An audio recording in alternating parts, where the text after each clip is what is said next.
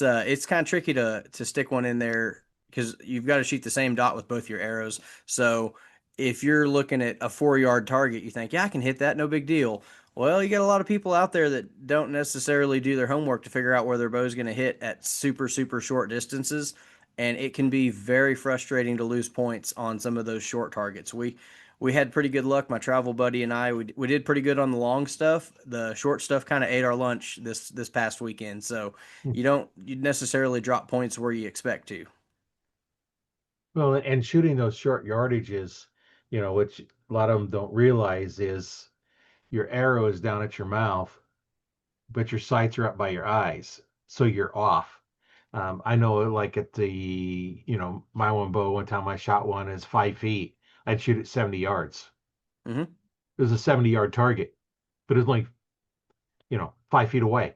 Yep, you shoot right over the back of it if you use your 20 yard pin. Um, Yeah. Very, very frustrating. I've shot them all the way down to, I think, 78 yards on some of the super close ones.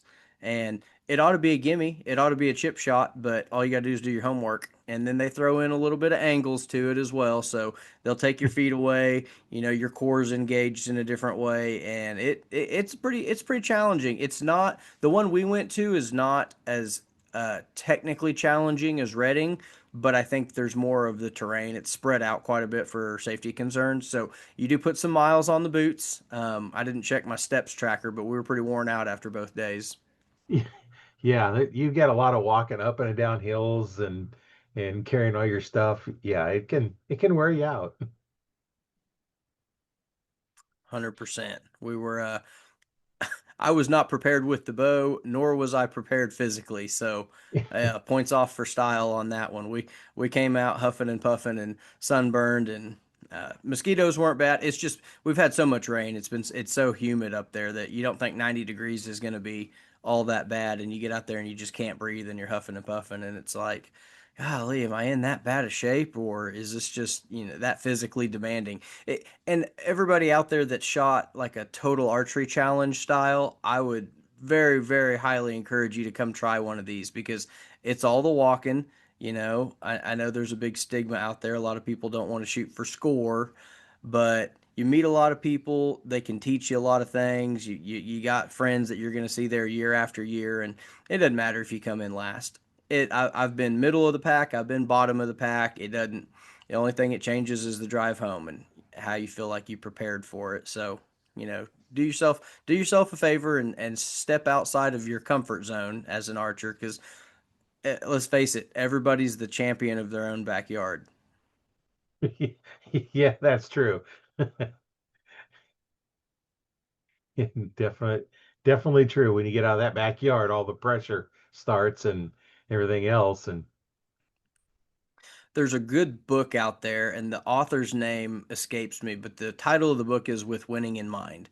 And he does a lot of explaining in the early chapters that your score does not define who you are as a person. It doesn't say anything else about you other than how you shot your bow that day.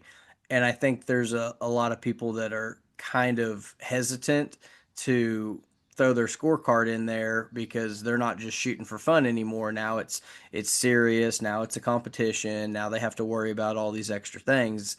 And it's like you can't be thinking about that while you're trying to break a good shot at 88 yards or right. 73 yards. Like you got to be 100% mentally locked in. This line back here is the one for shooting. Once we walk up to the target, we'll worry about scoring up there. And I think people can kind of misinterpret what their fears and insecurities are. So always want to reach out to the bow hunting crowd. I'm a big supporter of target archery and tournament archery, and we just don't get as many bow hunters as we want. And we've tried everything as far as giving them their own class and trying to include their equipment across the different organizations. But if you want to do one thing to grow target archery, it's get the bow hunters involved